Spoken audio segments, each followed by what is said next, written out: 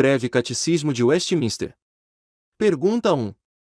Qual é o fim principal do homem? Resposta.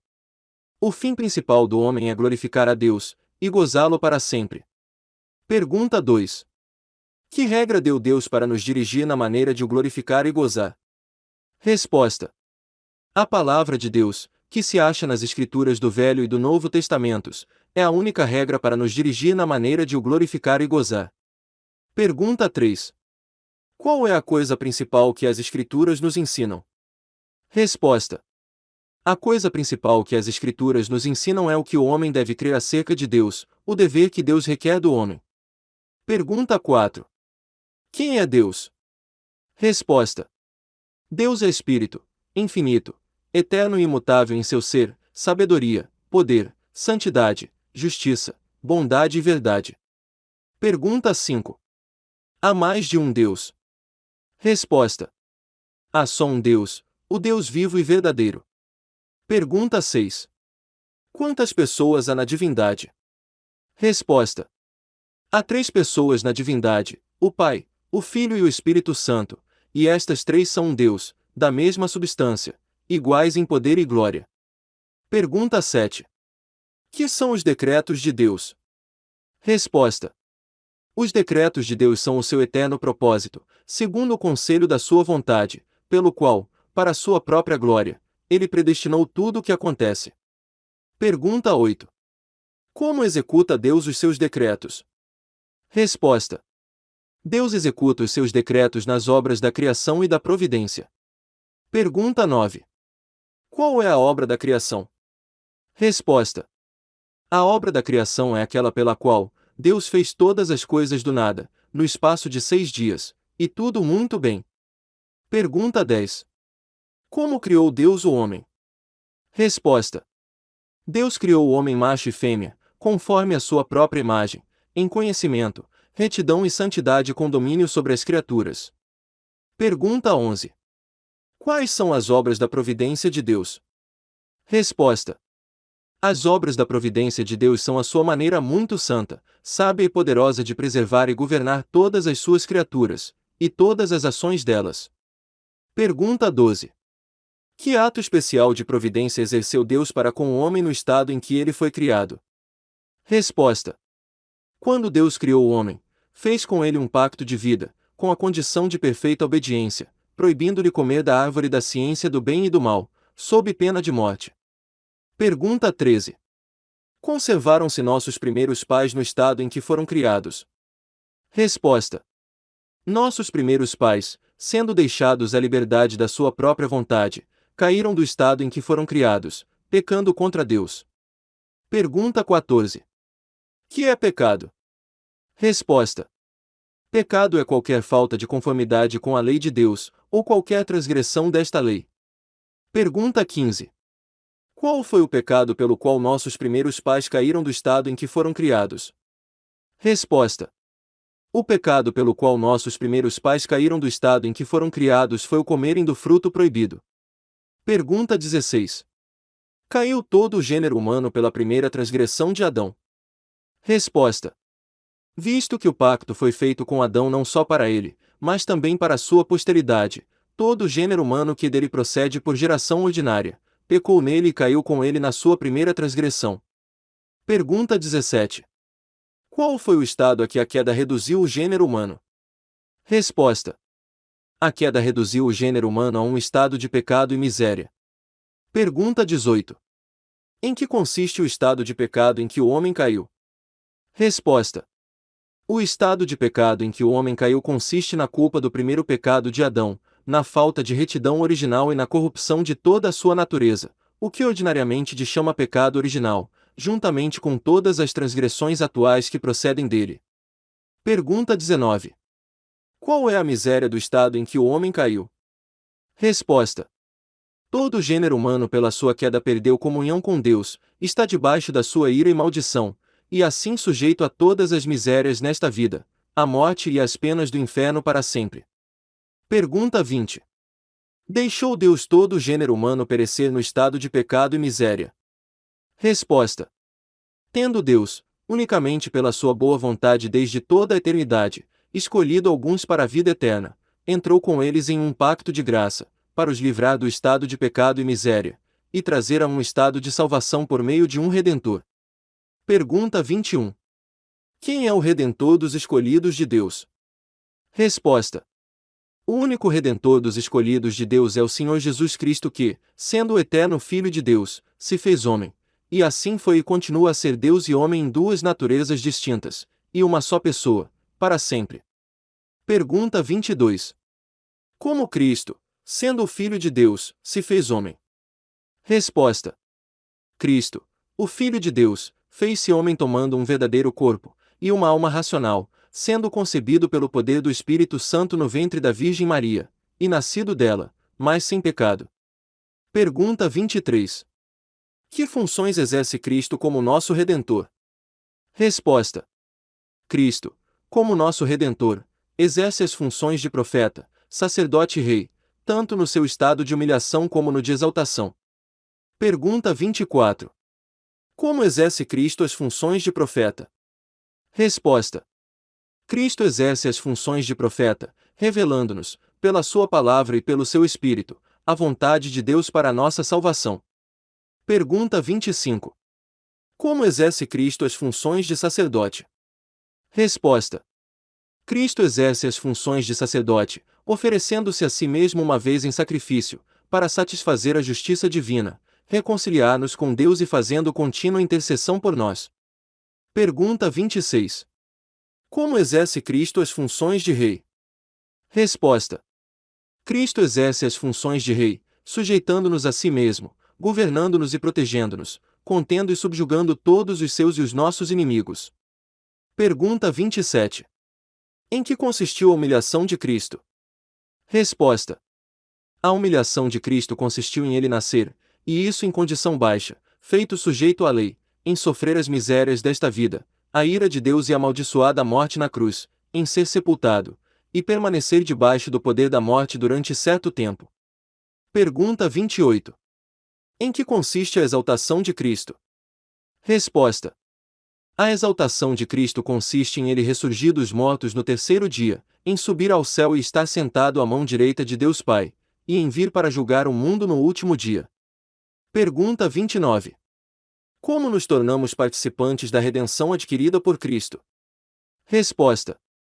Tornamo-nos participantes da redenção adquirida por Cristo pela eficaz aplicação dela a nós pelo seu Santo Espírito. Pergunta 30. Como nos aplica o Espírito a redenção adquirida por Cristo? Resposta.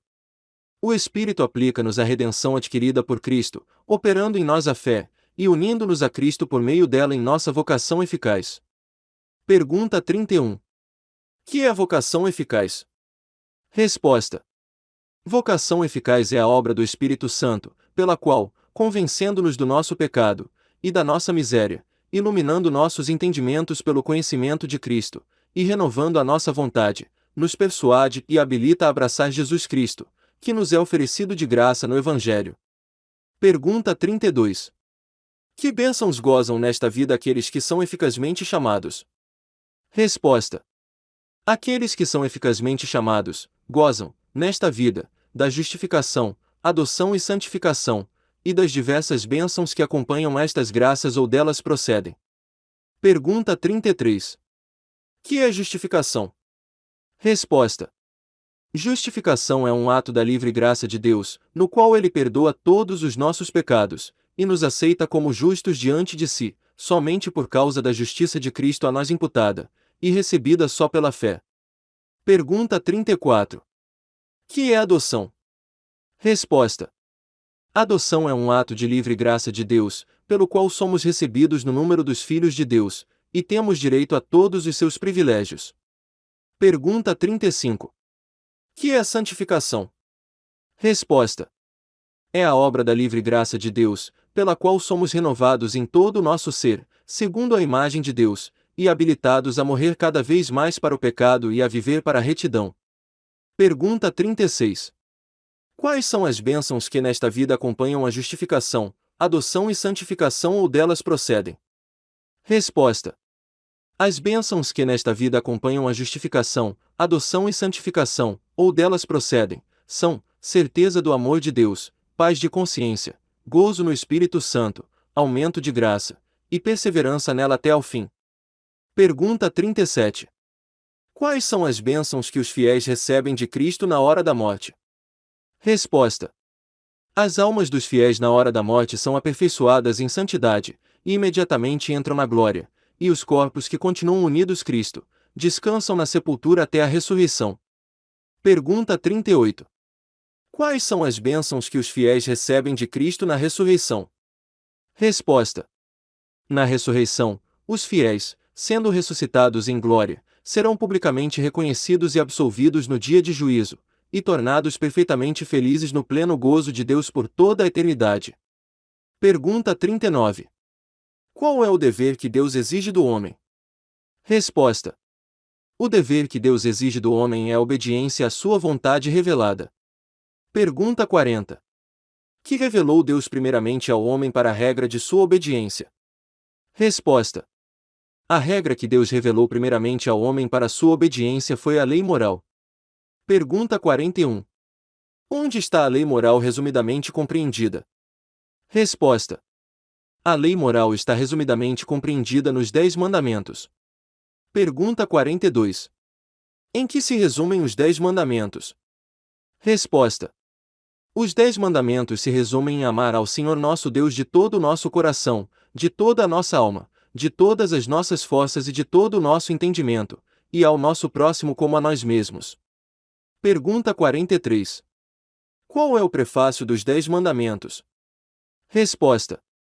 O prefácio dos 10 mandamentos é: Eu sou o Senhor teu Deus, que te tirei da terra do Egito, da casa da servidão. Pergunta 44. Que nos ensina o prefácio dos 10 mandamentos? Resposta. O prefácio dos 10 mandamentos ensina-nos que nós temos obrigação de guardar todos os mandamentos de Deus, por ser Ele o Senhor nosso Deus e Redentor. Pergunta 45. Qual é o primeiro mandamento? Resposta. O primeiro mandamento é: Não terás outros deuses além de mim. Pergunta 46. Que exige o primeiro mandamento? Resposta. O primeiro mandamento exige de nós o conhecer e reconhecer a Deus como o único Deus verdadeiro, e nosso Deus, e como tal adorá-lo. Pergunta 47. Que proíbe o primeiro mandamento? Resposta. O primeiro mandamento proíbe negar, ou deixar de adorar ou glorificar ao verdadeiro Deus, como Deus, e nosso Deus, e dar a qualquer outro a adoração e a glória que só a Ele são devidas. Pergunta 48. Que se nos ensina especialmente pelas palavras, além de mim, no primeiro mandamento? Resposta. As palavras, além de mim, no primeiro mandamento, ensinam-nos que Deus, que vê todas as coisas, toma conhecimento e muito se ofende do pecado de ter-se em seu lugar outro Deus. Pergunta 49. Qual é o segundo mandamento? Resposta. O segundo mandamento é: Não farás para ti imagem de escultura, nem figura alguma de tudo que há em cima no céu, e do que há embaixo na terra, nem de coisa alguma que haja nas águas, debaixo da terra. Não as adorarás, nem lhes darás culto, porque eu sou o Senhor teu Deus, o Deus zeloso, que vinga a iniquidade dos pais nos filhos até a 3ª e 4ª geração daqueles que me aborrecem, e que usa de misericórdia com milhares daqueles que me amam e que guardam os meus preceitos. Pergunta 50. Que exige o segundo mandamento? Resposta. O segundo mandamento exige que recebamos, observemos e guardemos puros e inteiros todo o culto e ordenanças religiosas que Deus instituiu na sua palavra. Pergunta 51. Que proíbe o segundo mandamento? Resposta. O segundo mandamento proíbe o adorar a Deus por meio de imagens, ou de qualquer outra maneira não prescrita na sua palavra. Pergunta 52. Quais são as razões anexas ao segundo mandamento? Resposta. As razões anexas ao segundo mandamento são a soberania de Deus sobre nós, a sua propriedade em nós, e o zelo que ele tem pelo seu culto. Pergunta 53. Qual é o terceiro mandamento? Resposta. O terceiro mandamento é: Não tomarás o nome do Senhor teu Deus em vão, porque o Senhor não terá por inocente aquele que tomar em vão o nome do Senhor seu Deus. Pergunta 54. Que exige o terceiro mandamento? Resposta. O terceiro mandamento exige o santo e reverente uso dos nomes, títulos, atributos, ordenanças, palavras e obras de Deus. Pergunta 55. O que proíbe o terceiro mandamento? Resposta.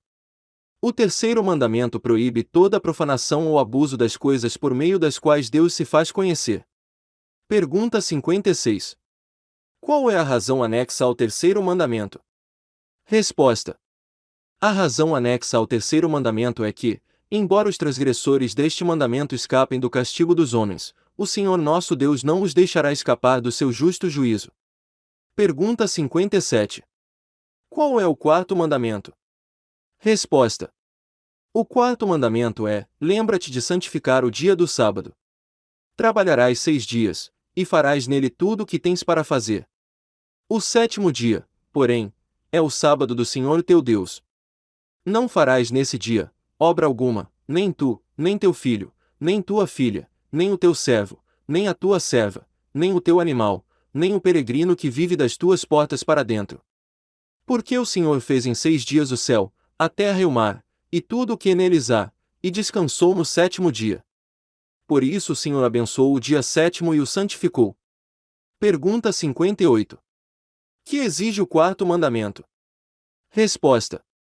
O quarto mandamento exige que consagremos a Deus os tempos determinados em Sua palavra, particularmente um dia inteiro em cada 7, para ser um dia de santo descanso a Ele dedicado. Pergunta 59. Qual dos 7 dias designou Deus para esse descanso semanal? Resposta. Desde o princípio do mundo até a ressurreição de Cristo, Deus designou o 7º dia da semana para o descanso semanal, e desde então o primeiro dia da semana para continuar sempre até ao fim do mundo, que é o sábado cristão, ou domingo. Pergunta 60. De que modo se deve santificar o domingo? Resposta. Deve-se santificar o domingo com um santo repouso por todo aquele dia, mesmo das ocupações e recreações temporais que são permitidas nos outros dias, empregando todo o tempo em exercícios públicos e particulares de adoração a Deus, exceto o tempo preciso para as obras de pura necessidade e misericórdia. Pergunta 61. Que proíbe o quarto mandamento? Resposta. O quarto mandamento proíbe a omissão ou a negligência no cumprimento dos deveres exigidos, e a profanação deste dia por meio de ociosidade ou por fazer aquilo que é em si mesmo pecaminoso, ou por desnecessários pensamentos, palavras, ou obras acerca de nossos negócios e recreações temporais. Pergunta 62. Quais são as razões anexas ao quarto mandamento? Resposta. As razões anexas ao quarto mandamento são: a permissão que Deus nos concede de fazermos uso dos 6 dias da semana para os nossos interesses temporais, o reclamar Ele para si a propriedade especial do dia sétimo, o seu próprio exemplo, e a bênção que Ele conferiu ao dia do descanso. Pergunta 63. Qual é o quinto mandamento? Resposta. O quinto mandamento é: honrarás a teu pai e a tua mãe, para teres uma dilatada vida sobre a terra que o Senhor teu Deus te há de dar. Pergunta 64. Que exige o quinto mandamento? Resposta. O quinto mandamento exige a conservação da honra e o desempenho dos deveres pertencentes a cada um em suas diferentes condições e relações, como superiores, inferiores, ou iguais. Pergunta 65. Que proíbe o quinto mandamento? Resposta. O quinto mandamento proíbe negligenciarmos ou fazermos alguma coisa contra a honra e dever que pertencem a cada um em suas diferentes condições e relações. Pergunta 66. Qual é a razão anexa ao quinto mandamento? Resposta. A razão anexa ao quinto mandamento é uma promessa de longa vida e prosperidade, quanto sirva para a glória de Deus e bem do homem, a todos aqueles que guardam este mandamento. Pergunta 67. Qual é o sexto mandamento? Resposta. O sexto mandamento é: não matarás. Pergunta 68. Que exige o sexto mandamento? Resposta. O sexto mandamento exige todos os esforços lícitos para conservar a nossa vida e a dos nossos semelhantes. Pergunta 69. Que proíbe o sexto mandamento? Resposta. O sexto mandamento proíbe o tirar a nossa própria vida, ou a do nosso próximo injustamente, e tudo aquilo que para isso concorre. Pergunta 70. Qual é o sétimo mandamento? Resposta. O sétimo mandamento é: não adulterarás. Pergunta 71. Que exige o sétimo mandamento? Resposta. O sétimo mandamento exige a conservação da nossa própria castidade, e da do nosso próximo, no coração, nas palavras e nos costumes. Pergunta 72. Que proíbe o sétimo mandamento? Resposta. O sétimo mandamento proíbe todos os pensamentos, palavras e ações impuras. Pergunta 73. Qual é o oitavo mandamento? Resposta. O oitavo mandamento é: não furtarás. Pergunta 74. Que exige o oitavo mandamento? Resposta. O oitavo mandamento exige que procuremos o lícito adiantamento das riquezas e do estado exterior, tanto nosso como do nosso próximo. Pergunta 75. Que proíbe o oitavo mandamento? Resposta. O oitavo mandamento proíbe tudo o que impede ou pode impedir injustamente o adiantamento da riqueza ou do bem-estar, tanto nosso como do nosso próximo. Pergunta 76. Qual é o nono mandamento? Resposta. O nono mandamento é: não dirás falso testemunho contra o teu próximo. Pergunta 77. Que exige o nono mandamento? Resposta. O nono mandamento exige a conservação e promoção da verdade entre os homens, e a manutenção da nossa boa reputação, e a do nosso próximo, especialmente quando somos chamados a dar testemunho. Pergunta 78. Que proíbe o nono mandamento? Resposta. O nono mandamento proíbe tudo o que é prejudicial à verdade, ou injurioso, tanto à nossa reputação como à do nosso próximo. Pergunta 79. Qual é o décimo mandamento? Resposta. O décimo mandamento é: não cobiçarás a casa do teu próximo, não desejarás a sua mulher, nem o seu servo, nem a sua serva, nem o seu boi, nem o seu jumento, nem coisa alguma que lhe pertença. Pergunta 80. Que exige o décimo mandamento? Resposta. O décimo mandamento exige o pleno contentamento com a nossa condição, bem como disposição caridosa para com o nosso próximo e tudo o que lhe pertence. Pergunta 81. O que proíbe o décimo mandamento? Resposta. O décimo mandamento proíbe todo descontentamento com a nossa condição, todo o movimento de inveja ou pesar à vista da prosperidade do nosso próximo e todas as tendências ou afeições desordenadas a alguma coisa que lhe pertence. Pergunta 82. Será alguém capaz de guardar perfeitamente os mandamentos de Deus? Resposta. Nenhum mero homem, desde a queda de Adão, é capaz, nesta vida, de guardar perfeitamente os mandamentos de Deus, mas diariamente os quebranta por pensamentos, palavras e obras. Pergunta 83. São igualmente odiosas todas as transgressões da lei? Resposta. Alguns pecados em si mesmos, e em razão de circunstâncias agravantes, são mais odiosos à vista de Deus do que outros. Pergunta 84. Que merece cada pecado? Resposta. Cada pecado merece a ira e a maldição de Deus, tanto nesta vida como na vindoura. Pergunta 85. Que exige Deus de nós para que possamos escapar à sua ira e maldição em que temos incorrido pelo pecado? Resposta. Para escaparmos à ira e maldição de Deus, em que temos incorrido pelo pecado, Deus exige de nós fé em Jesus Cristo e arrependimento para a vida, com o uso diligente de todos os meios exteriores pelos quais Cristo nos comunica as bênçãos da redenção. Pergunta 86. Que é fé em Jesus Cristo? Resposta. Fé em Jesus Cristo é uma graça salvadora, pela qual o recebemos e confiamos só nele para a salvação, como ele nos é oferecido. Pergunta 87. Que é arrependimento para a vida? Resposta. Arrependimento para a vida é uma graça salvadora pela qual o pecador, tendo um verdadeiro sentimento do seu pecado e percepção da misericórdia de Deus em Cristo, se enche de tristeza e de horror pelos seus pecados, abandona-os e volta para Deus, inteiramente resolvido a prestar-lhe nova obediência. Pergunta 88. Quais são os meios exteriores e ordinários pelos quais Cristo nos comunica as bênçãos da redenção? Resposta. Os meios exteriores e ordinários pelos quais Cristo nos comunica as bênçãos da redenção são as suas ordenanças, especialmente a palavra, os sacramentos e a oração, as quais todas se tornam eficazes aos eleitos para a salvação. Pergunta 89.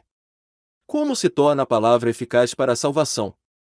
Resposta: o Espírito de Deus torna a leitura e especialmente a pregação da palavra meios eficazes para convencer e converter os pecadores, para os edificar em santidade e conforto, por meio da fé para a salvação.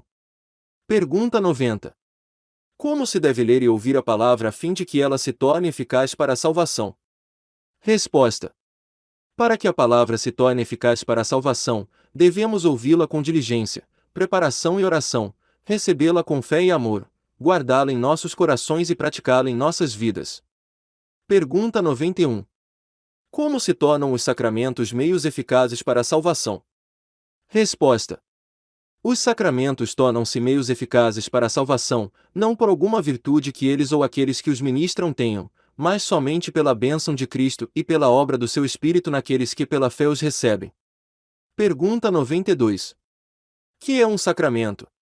Resposta: um sacramento é uma santa ordenança, instituída por Cristo, na qual, por sinais sensíveis, Cristo e as bênçãos do novo pacto são representadas, seladas e aplicadas aos crentes.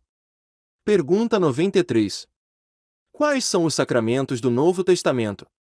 Resposta: os sacramentos do Novo Testamento são o batismo e a ceia do Senhor. Pergunta 94. Que é o batismo? Resposta: o batismo é o sacramento no qual o lavar com água em nome do Pai, do Filho e do Espírito Santo significa e sela a nossa união com Cristo, a participação das bênçãos do pacto da graça, e a promessa de pertencermos ao Senhor. Pergunta 95. A quem deve ser ministrado o batismo? Resposta: o batismo não deve ser ministrado àqueles que estão fora da igreja visível, enquanto não professarem sua fé em Cristo e obediência a Ele, mas os filhos daqueles que são membros da igreja visível devem ser batizados. Pergunta 96. O que é a ceia do Senhor? Resposta: a ceia do Senhor é o sacramento no qual, dando-se e recebendo-se pão e vinho, conforme a instituição de Cristo, se anuncia a sua morte, e aqueles que participam dignamente tornam-se, não de uma maneira corporal e carnal, mas pela fé, participantes do seu corpo e do seu sangue, com todas as suas bênçãos para o seu alimento espiritual e crescimento em graça. Pergunta 97. Que se exige para participar dignamente da ceia do Senhor? Resposta: exige-se daqueles que desejam participar dignamente da ceia do Senhor que se examine sobre o seu conhecimento em discernir o corpo do Senhor, sobre a sua fé para se alimentarem dele, sobre o seu arrependimento, amor e nova obediência, para não suceder que, vindo indignamente, comam e bebam para si a condenação. Pergunta 98. O que é oração? Resposta: a oração é um santo oferecimento dos nossos desejos a Deus, por coisas conformes com a sua vontade, em nome de Cristo, com a confissão dos nossos pecados, e um agradecido reconhecimento das suas misericórdias. Pergunta 99. Qual é a regra que Deus nos deu para nos dirigir em oração? Resposta: toda a palavra de Deus é útil para nos dirigir em oração, mas a regra especial de direção é aquela forma de oração que Cristo ensinou aos seus discípulos, e que geralmente se chama oração dominical. Pergunta 100. Que nos ensina o prefácio da oração dominical? Resposta: o prefácio da oração dominical, que é, Pai nosso que estás no céu, ensina-nos que nos devemos aproximar de Deus com toda a santa reverência e confiança, como filhos a um Pai poderoso e pronto para nos ajudar, e também nos ensina a orar com os outros e por eles. Pergunta 101. Pelo que oramos na primeira petição? Resposta: na primeira petição que é, santificado seja o teu nome, pedimos que Deus nos habilite a nós e aos outros a glorificá-lo em tudo aquilo em que se dá a conhecer, e que disponha tudo para a sua glória. Pergunta 102. Pelo que oramos na segunda petição? Resposta: na segunda petição, que é, venha o teu reino, pedimos que o reino de Satanás seja destruído e que o reino da graça seja adiantado, que nós e os outros a ele sejamos guiados e nele guardados, e que cedo venha o reino da glória. Pergunta 103. Pelo que oramos na terceira petição? Resposta: na terceira petição, que é, seja feita a tua vontade, assim na terra como no céu, pedimos que Deus, pela sua graça, nos torne capazes e desejosos de conhecer a sua vontade, de obedecer e submeter-nos a ela em tudo, como fazem os anjos no céu. Pergunta 104. Pelo que oramos na quarta petição. Resposta. Na quarta petição, que é: o pão nosso de cada dia nos dá hoje, pedimos que da livre dádiva de Deus recebamos uma porção suficiente das coisas boas desta vida, e gozemos com elas de suas bênçãos. Pergunta 105. Pelo que oramos na quinta petição. Resposta. Na quinta petição, que é: e perdoa-nos as nossas dívidas, assim como nós também perdoamos aos nossos devedores, pedimos que Deus, por amor de Cristo, nos perdoe gratuitamente os nossos pecados, o que somos animados a pedir, porque, pela sua graça somos habilitados a perdoar de coração ao nosso próximo. Pergunta 106. Pelo que oramos na sexta petição. Resposta. Na sexta petição, que é: e não nos deixes cair em tentação, pedimos que Deus nos guarde de sermos tentados a pecar, ou nos preserve e livre, quando formos tentados. Pergunta 107. Que nos ensina a conclusão da oração dominical? Resposta. A conclusão da oração dominical, que é: porque teu é o reino, o poder e a glória, para sempre. Amém. Ensina-nos que na oração devemos confiar somente em Deus, e louvá-lo em nossas orações, atribuindo-lhe reino, poder e glória. E em testemunho do nosso desejo e certeza de sermos ouvidos, dizemos: Amém. Os 10 Mandamentos. Êxodo 20.3, 17. 1. Não terás outros deuses além de mim. 2. Não farás para ti imagem de escultura, nem figura alguma de tudo que há em cima no céu, e do que há embaixo na terra, nem de coisa que haja nas águas debaixo da terra. Não as adorarás, nem lhes darás culto, porque eu sou o Senhor teu Deus, o Deus zeloso, que vinga a iniquidade dos pais nos filhos até a terceira e quarta geração daqueles que me aborrecem, e que usa de misericórdia com milhares daqueles que me amam e que guardam os meus preceitos. 3. Não tomarás em vão o nome do Senhor teu Deus, porque o Senhor não terá por inocente aquele que tomar em vão o nome do Senhor seu Deus. 4. Lembra-te de santificar o dia de sábado. Trabalharás 6 dias e farás neles tudo o que tens para fazer. O 7º dia, porém, é o sábado do Senhor teu Deus. Não farás nesse dia obra alguma, nem tu, nem teu filho, nem tua filha, nem o teu animal, nem o peregrino que vive das tuas portas para dentro. Porque o Senhor fez em 6 dias o céu e a terra, e tudo o que neles há, e descansou no 7º e o santificou. 5. Honrarás a teu pai e a tua mãe, para teres uma vida dilatada sobre a terra que o Senhor teu Deus te há de dar. 6. Não matarás. 7. Não adulterarás. 8. Não furtarás. 9. Não dirás falso testemunho contra o teu próximo. 10. Não cobiçarás a casa de teu próximo, não desejarás a sua mulher, nem o seu servo, nem a sua serva, nem o seu boi, nem o seu jumento, nem coisa alguma que lhe pertença.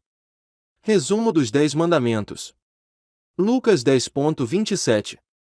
Amarás ao Senhor teu Deus de todo o coração, de toda a tua alma, de todas as tuas forças e de todo o teu entendimento, e ao teu próximo como a ti mesmo. Oração dominical.